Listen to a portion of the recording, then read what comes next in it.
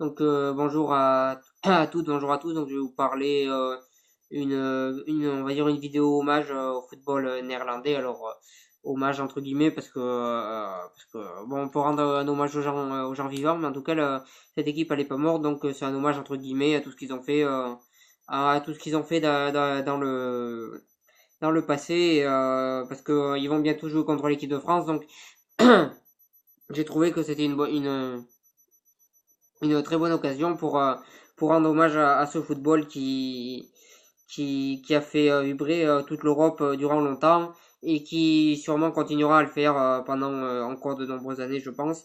Donc, comme on va jouer contre eux, j'espère qu'on va les gagner, mais quand même, je vais leur rendre hommage. Donc, déjà, pour commencer, je pense qu'on peut pas parler du football hollandais sans parler de Cruyff, qui est le plus grand joueur hollandais de tous les temps. Pour moi, c'est le deuxième plus grand joueur de l'histoire du football derrière Pelé, sans compter les joueurs qui jouent à l'heure actuelle. Mais pour moi, il est juste devant Zidane et il est deuxième. Et, dans mon classement à moi, après, si vous avez un autre classement, il n'y a pas de souci. Mais pour moi, il est deuxième. Il est, il a fait une carrière juste énorme avec l'Ajax d'Amsterdam où il a gagné pas mal de trophées, avec le Barcelone après, où il a révolutionné le jeu et l'Ajax et le Barça jouent encore avec son style de jeu que lui avait fait. Si vous regardez, c'est encore le 4-4-3. Donc c'est encore son style de jeu et il y a encore un petit peu sa patte niveau un petit peu total, le football total qu'il faisait et encore un petit peu dans la patte dans la patte de ces deux équipes. Alors après il y a aussi avec les Pays-Bas bien sûr où il a fait une énorme carrière. Malheureusement il est arrivé deux fois en finale de la Coupe du Monde. Ils n'ont pas gagné. C'est presque une erreur du football parce que leur jeu était tellement magnifique, ce jeu très total football où tout le monde défend, tout le monde attaque. Ce jeu était juste magnifique à voir, un des plus beaux jeux qui existaient de nos jours. Il y a eu des magnifiques jeux aussi du Brésil dans les années 60 ou de l'équipe un peu plus récemment de l'équipe d'Espagne durant de 2008 jusqu'à 2014. Mais globalement, ce jeu était juste magnifique, un des plus beaux. Un des plus beaux qu'on ait vu au monde. Je comprends c'est presque une erreur du football qu'ils aient rien gagné cette équipe parce que c'est presque une erreur du football qu'ils aient rien gagné parce que c'est juste magnifique comme le jeu qu'ils jouaient. Je pense qu'ils méritaient au moins de gagner ces deux coupes du monde là qu'ils ont perdu dans les années 70 en finale. Voilà, c'est très dommage pour eux qu'ils aient perdu, c'est dommage pour tout le football, je pense qu'ils aient perdu. Après celle perdue en 2010 face à l'Espagne, je pense que je pense qu'il n'y a rien à dire parce que l'Espagne était au-dessus sur ce match-là. Elle était au-dessus cette année-là des Pays-Bas, donc ils ont joué face à plus fort qu'eux, même si ça a été très serré sur le match. Mais globalement, ils ont joué face à face à plus fort qu'eux et ils n'ont pas gagné. Je trouve que c'était assez logique, mais ces deux coupes du monde là, dans les années 70, ils auraient dû gagner, dominer.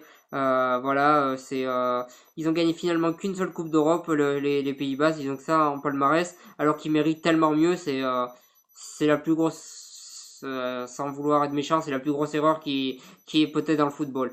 Mais en tout cas, en tout cas, c'est une très très forte équipe qui a marqué les esprits durant pas mal d'années.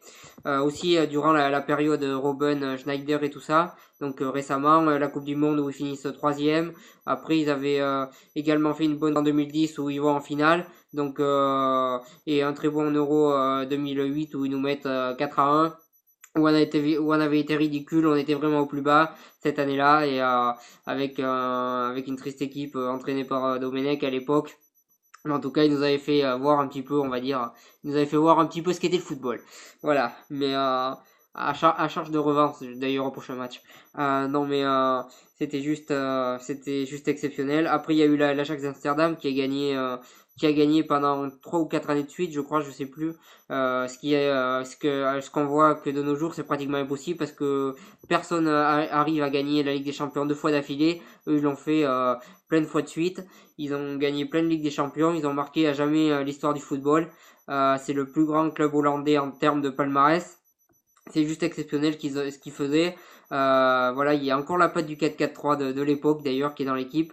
Bon, on peut leur reprocher beaucoup de choses à l'heure actuelle, peut être l'équipe d'avant, mais en tout cas, ils ont toujours une énorme formation, ils forment encore des grands joueurs, et ils recrutent aussi très intelligemment, comme quand ils avaient recruté Suarez, qui à l'heure actuelle est un des meilleurs joueurs du monde, peut-être le meilleur numéro 9, vrai numéro 9 du monde, parce que Ronaldo et Messi, c'est pas des vrais numéro 9, lui oui.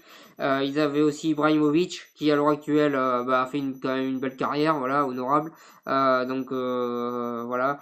Ils ont quand même recruté, il y a quand même des bons joueurs qui sont passés dans leur club. Ça reste un club mythique. Après il n'y a pas que, il y a le PSV aussi qui a été une fois champion d'Europe, il me semble, une seule fois, une fois ou deux, enfin je sais plus. Il y a aussi Feneyur. Désolé pour la prononciation. Je connais pas, c'est pas l'équipe que je connais le mieux. Je connais mieux le PSV et l'Ajax. Le PSV donc a aussi un grand palmarès en Coupe d'Europe, un énorme public, l'Ajax aussi d'ailleurs et le troisième aussi. Les trois équipes, mais le PSV aussi a un énorme palmarès, a dominé un petit peu le football hollandais quand l'Ajax a arrêté de gagner des trophées, c'est eux derrière qui ont été là, qui ont été champions de Hollande pas mal de fois d'affilée, et ils ont aussi un grand palmarès, un grand public, donc c'est vraiment une grosse équipe aussi. Et encore, si on se rappelle bien, le PSV, encore dans les années 2000, avait fait des beaux matchs, notamment, il me semble qu'une année, ils avaient éliminé Lyon. Ils avaient fait des aidants parcours en Ligue des Champions, plusieurs fois répétés aussi, donc même dans les années 2000.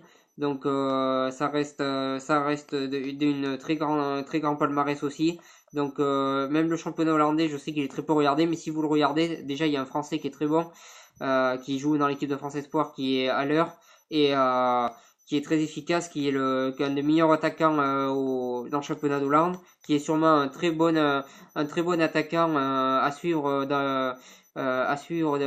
par la suite. D'ailleurs, je passe une dédicace à quelqu'un qui me suit souvent mes vidéos sur Facebook, qui est d'origine belge et hollandaise. J'espère qu'il va se reconnaître et qui disait que cet attaquant est vraiment qui est vraiment peut-être un grand futur attaquant, un très grand futur attaquant qui joue très bien au football et qui met pas mal de buts aux Pays-Bas et qui a tout pour réussir dans le futur, qu'on parle très peu mais qui est là.